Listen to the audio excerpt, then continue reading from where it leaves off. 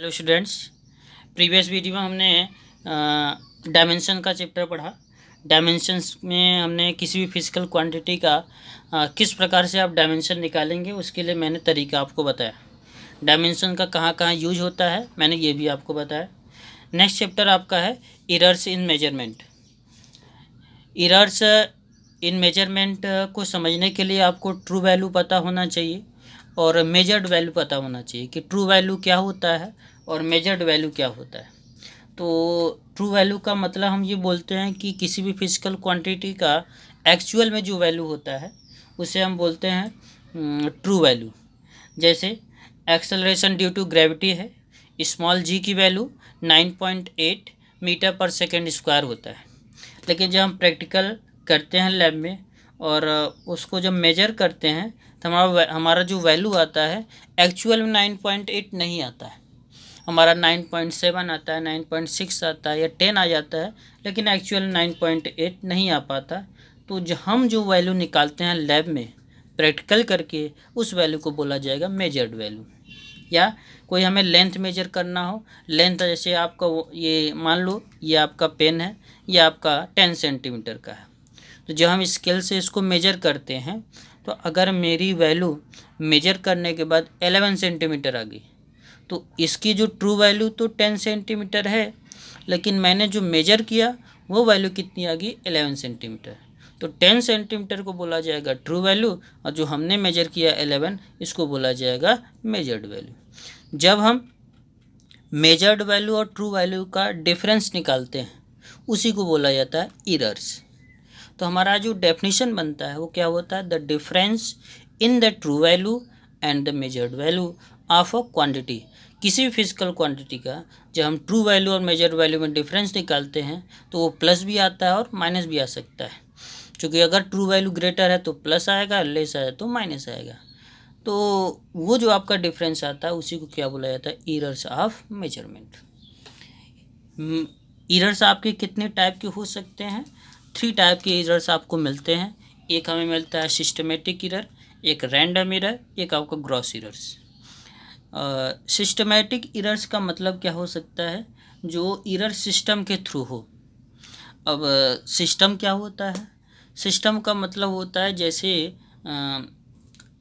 जैसे आप एक स्कूल ले लीजिए। स्कूल में क्या है, स्कूल में आप स्टूडेंट्स हैं, टीचर हैं, लैब है, क्लासेस हैं, बोर्ड हैं।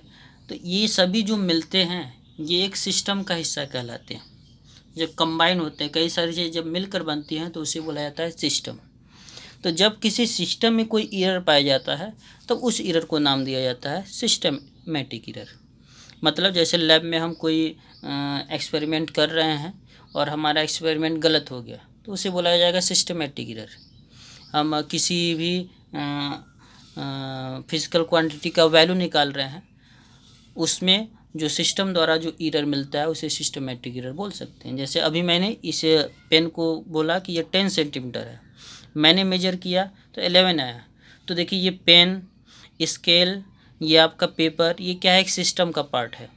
और जब मैं इसको मेजर करता हूँ तो कुछ एरर आ जाता है। मैं मेजर कर रहा हूँ 11 आ रहा है जबकि इसकी ट्रू वैल्यू 10 है, तो इसको बोला जाएगा सिस्टमेटिक एरर। सिस्टमेटिक एरर में कई सारे टाइप हो सकते हैं। जैसे यहाँ पे मैंने लिखा हुआ है इंस्ट्रूमेंटल एरर। इंस्ट्रूमेंटल एरर का मतलब इंस्ट्रूमेंट में जो आपके खराबी होती है उसके कारण जो एरर मिलता है उसे बोला जाएगा इंस्ट्रूमेंटल एरर। जैसे अभी मैंने यहाँ पे किया, मान लिया कि मेरे पास एक स्केल है, मैंने स्केल के हेल्प से मैंने इसको मेजर किया। मान लिया कि ये 10 सेंटीमीटर है, मैंने इसको मेजर किया। और मान लिया कि मेरे पास जो स्केल है वो स्केल इतना ज़्यादा पुराना हो गया है कि इस पे जो आपके क्वांटिटी लिखे गए हैं वो आपका मिट गया है। तो जब मैं इसको मेजर करूँगा तो कुछ न कुछ ऑटोमेटिक एरर आएगा ही, क्योंकि मेरा इंस्ट्रूमेंट ही ख़राब है, जो इसको मेजर करने वाला स्केल है यही ख़राब है। तो उस समय ऐसे एरर को नाम दिया जाता है इंस्ट्रूमेंटल एरर। जो इंस्ट्रूमेंट द्वारा एरर पाया जाता है उसे इंस्ट्रूमेंटल एरर बोलते हैं। और इस नेक्स्ट आपका आता है एरर्स इन टेक्निक। अब टेक्निकल एरर क्या हो सकता है कि हमारा जो करने का तरीका है वही ख़राब हो। जैसे मैं इसको मेजर करता हूँ, किसी फिजिकल क्वांटिटी को मैं 0 से मेजर करता था जब मैं सही करूँगा, लेकिन मैं 0 से ना करके अगर 1 से मेजर करूँगा तो ऑटोमेटिक इसका लेंथ गलत आएगा। तो मैं क्या बोल सकता हूँ कि मैंने 0 से मेजर किया होता तब तो सही आता, लेकिन 1 से मेजर कर रहा हूँ तो ये टेक्निकली फॉल्ट हो गया कि मेरे द्वारा कुछ गलती है टेक्निक में। तो उस कंडीशन में एरर को हम क्या बोलते हैं, errors in technique. Errors in technique के बाद जो एरर होता है इसका डेफिनेशन हम बोलेंगे एरर्स इन ह्यूमन टेक्निक, हमारे द्वारा जो टेक्निक में गलती होती है। इसके बाद जो एरर है वो बिल्कुल इसी तरह से होता है जिसको हम बोलते हैं पर्सनल एरर, हमारे द्वारा जो गलतियाँ होता है। हम जानबूझकर गलती नहीं करते, हम सब कुछ टेक्निकली सही कर रहे हैं या कहीं से, या हमें लगता हो कि हम सही मेजर कर रहे हैं लेकिन हमारे द्वारा कुछ ना कुछ गलती हो जाए, तो ऑब्जर्वर द्वारा जो ह्यूमन या जो भी स्टूडेंट लैब में एक्सपेरिमेंट कर रहा है उसके द्वारा जो गलतियाँ होती है उसे बोला जाएगा पर्सनल एरर। ये 3 टाइप के सिस्टमेटिक एरर होंगे। नेक्स्ट आपका आएगा रैंडम एरर। एक चीज़ और नोट में याद रखें, सिस्टमेटिक एरर्स आपका क्या होता है, रेगुलर एरर, मतलब एक ही गलती बार बार होगी। ये नहीं कि ये आपका एक ही ऑब्जर्वर बार बार अलग अलग गलती दोहराएगा। जैसे मेरे पास एक टेक्निकली फॉल्ट है कि मैं 0 से ना मेजर करके 1 से मेजर कर रहा हूँ, तो मैं जब भी किसी भी लेंथ को मेजर करूँगा हमेशा 1 से मेजर करूँगा तो हमेशा हमारा एक ही गलती आएगा। तो उस समय उस एरर को बोला जाएगा रेगुलर। तो बोला जाएगा सिस्टमेटिक एरर जो होता है आपका रेगुलर एरर होता है, इरेगुलर नहीं होता है। लेकिन रैंडम एरर आपका क्या होता है, the random errors are the errors which occur irregularly, जो इरेगुलर गलती होता है। जैसे हम लोग जब हम लैब में कोई एक्सपेरिमेंट करें और कोई भी फिजिकल क्वांटिटी का मेजरमेंट कर रहे हैं और एक बार जब मैंने मेजर किया, मान लो मैंने स्मॉल जी की ही वैल्यू निकाला तो पहली बार मेरा आया 9.1 और जब मैं दोबारा मेजर किया तो 9.3 आ गया, तीसरी बार मेजर किया 9.6 आया, या चौथी बार मेजर किया 9.5 आया। तो यहाँ पे मैं क्या देख रहा हूँ, मैं जब मेजर कर रहा हूँ तो बार बार मेरी गलती अलग अलग आ रही है। तो उस समय जो एरर होता है, जब हमारा एरर अलग अलग आता है तो उसे बोला जाता है रैंडम एरर, इरेगुलरी।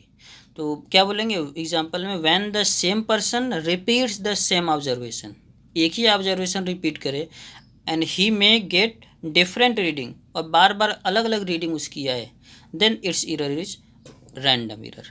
ठीक। नेक्स्ट आपका आता है last third gross error. Gross error में क्या होगा कि हमारे द्वारा जो कुछ असावधानी, केयरलेस से जो एरर मिलता है उस एरर को हम बोलते हैं ग्रॉस एरर।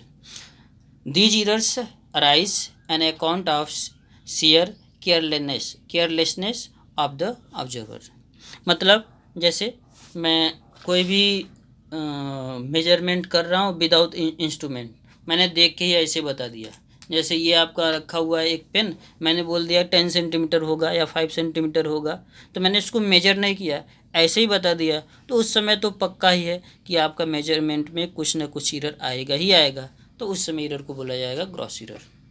ठीक। या कोई एरर हम मेजरमेंट कर रहे हैं, उसमें कोई वैल्यू जो आया, कैलकुलेशन मैंने उसको कुछ दूसरा लिखकर कैलकुलेट कर दिया, तब भी आपका आंसर गलत आएगा, एरर्स आ जाएगा। तब उस एरर को भी हम बोल सकते हैं ग्रॉस एरर, मतलब using wrong value of the observation in calculation. अगर रॉन्ग वैल्यू लेकर कैलकुलेशन करेंगे तब भी एरर आपको मिलेगा, और उस समय जो एरर मिलेगा ग्रॉस एरर। तो ये चैप्टर आप तैयार कर लीजिए। पीछे का जो डायमेंशन का चैप्टर है उसका नोट्स सभी लोग बना के PDF फाइल बना के मुझे सेंड कर दें, मैं चेक कर लूँ सबका। ठीक, थैंक यू।